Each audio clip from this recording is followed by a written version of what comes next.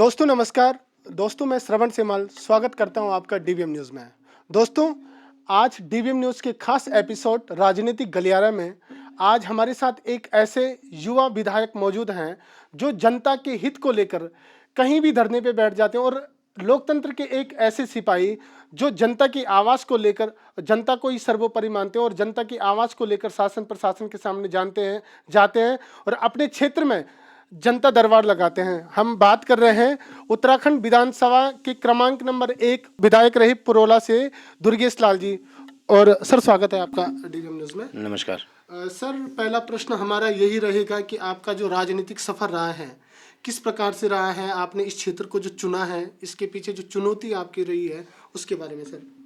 मैं सबसे पहले तो मैं आपके चैनल के माध्यम से पूरे आपके जो श्रोता है और पूरे उत्तराखंड वासियों को और अपनी पुरोला विधानसभा के जनमानस का मैं बहुत बहुत धन्यवाद आभार व्यक्त करता हूं, खास करके पुरोला विधानसभा के उन सम्मानित जनमानस का जिन्होंने मुझे एक सिपाही के रूप में पुरोला विधानसभा में भेजा है, चुन के भेजा है।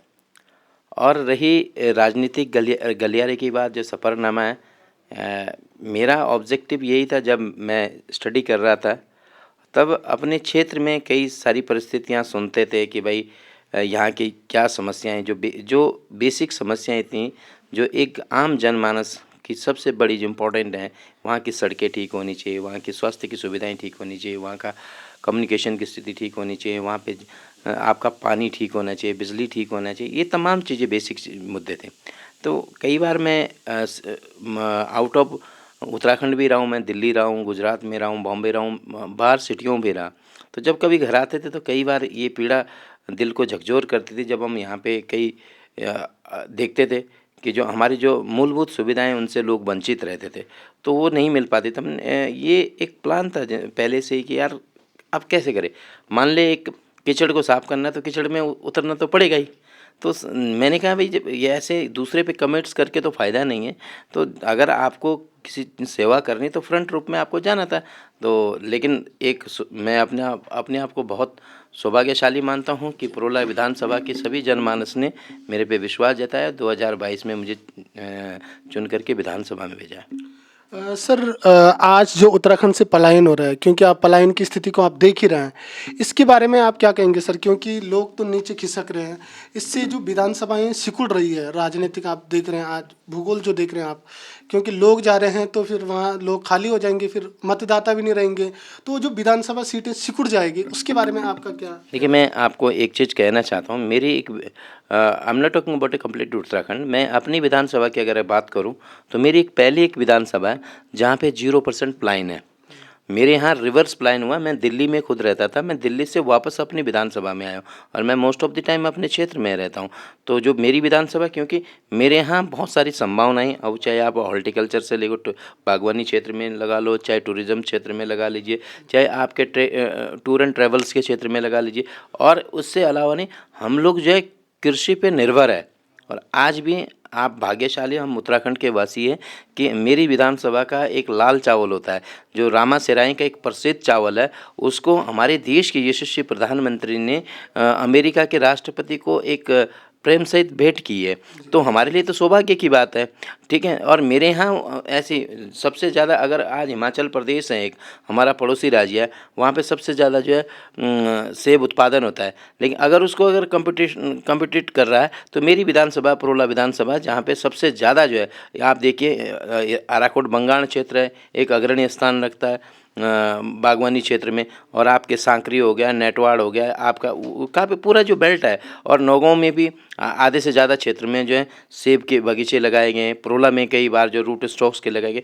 तो people are motivating to these things ना, और लोग अपने आप खुद सेल्फ डिपेंडेंट बनना चाहते हैं। और यही मोदी जी का एक जो है सूत्र है कि लोग स्वरोजगार को अपनाएं और सेल्फ डिपेंडेंट बने।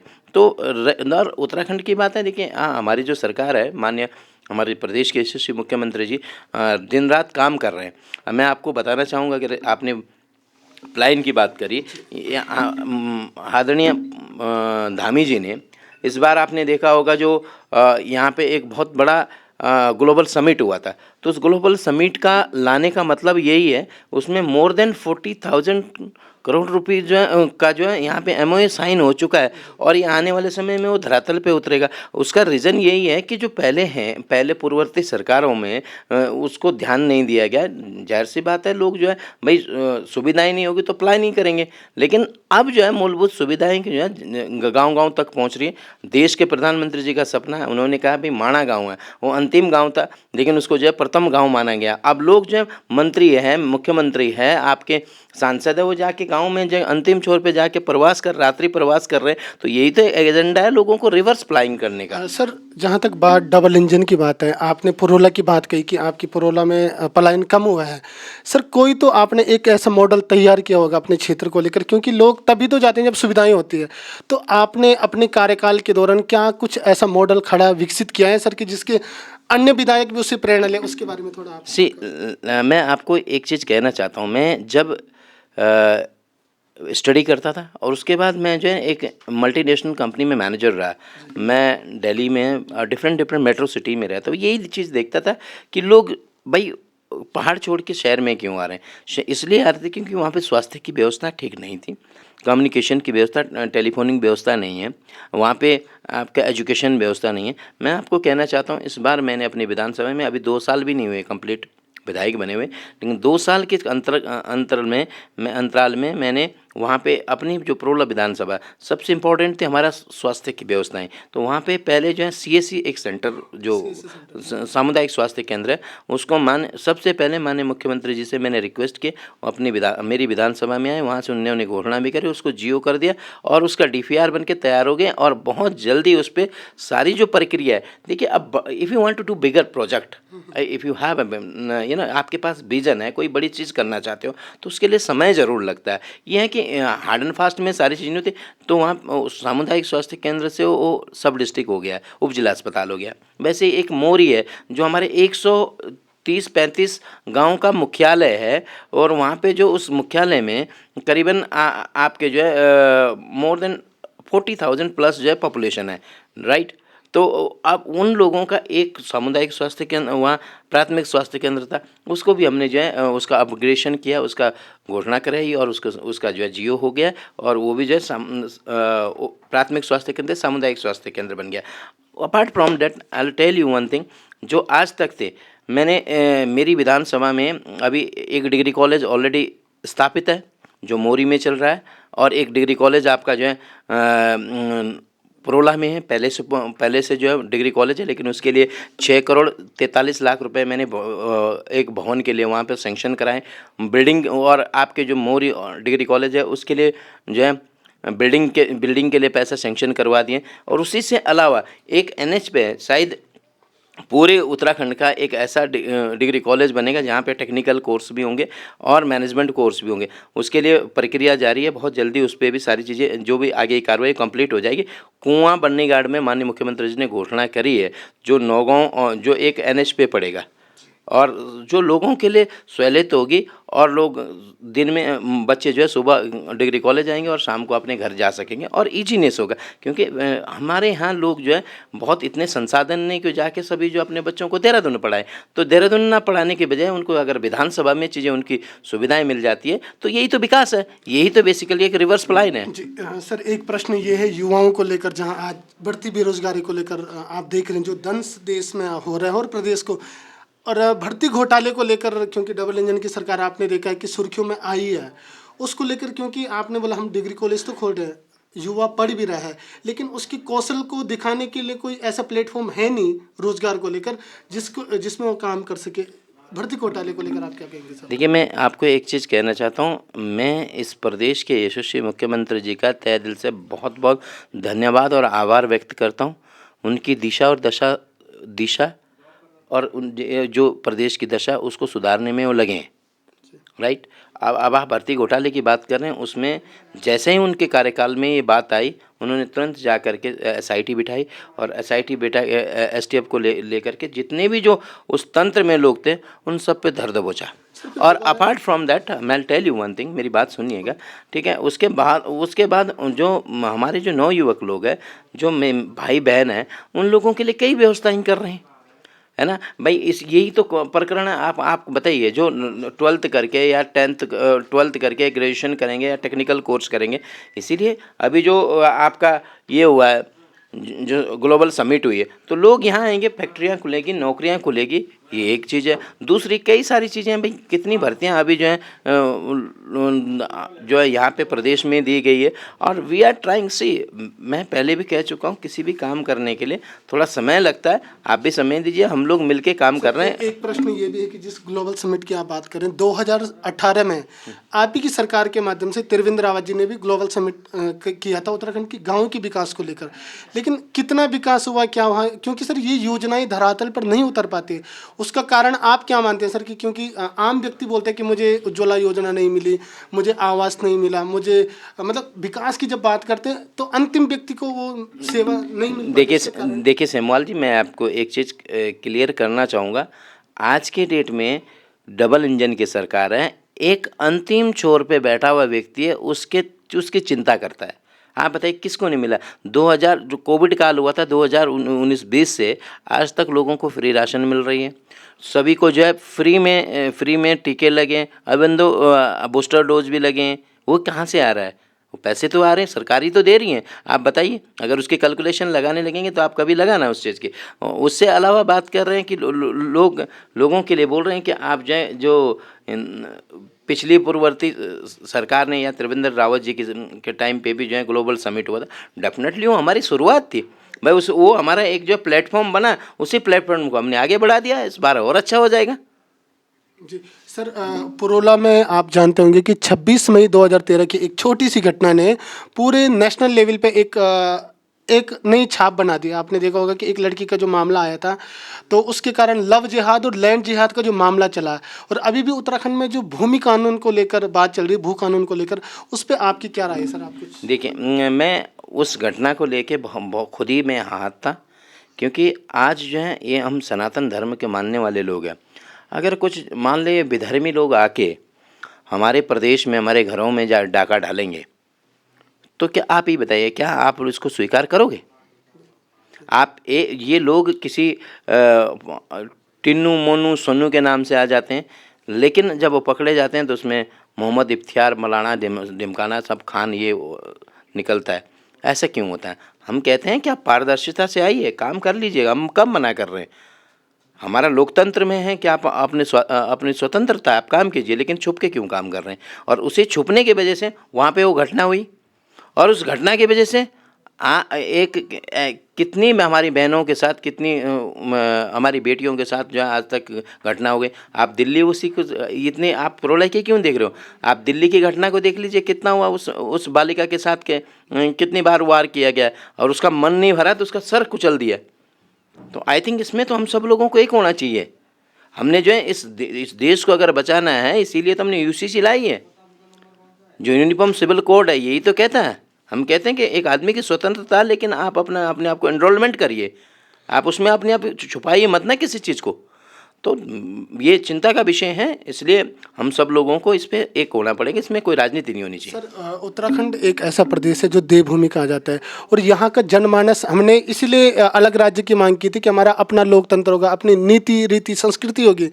तो जब उत्तराखंड का जनमानस इस समय भू कानून की मांग कर रहा है और आपकी डबल इंजन की सरकार है, तो क्या लगता है सरकार इस पर कुछ काम कर पाएगी, या सरकार इस पर कोई विचार मंथन कर रही है उस पर? देखिए, हम उत्तराखंड के लोग हैं, हम मूल निवासी लोग हैं।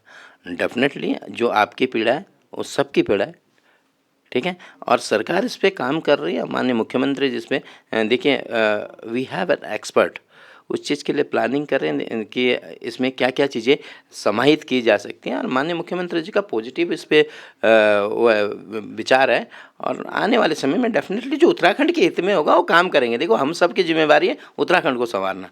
सर, आप जनता के हित को लेकर एक ऐसे विधायक हैं कि जो जनता के हित को लेकर अपनी ही सरकार के खिलाफ भी मोर्चा खोलने के लिए तैयार हैं।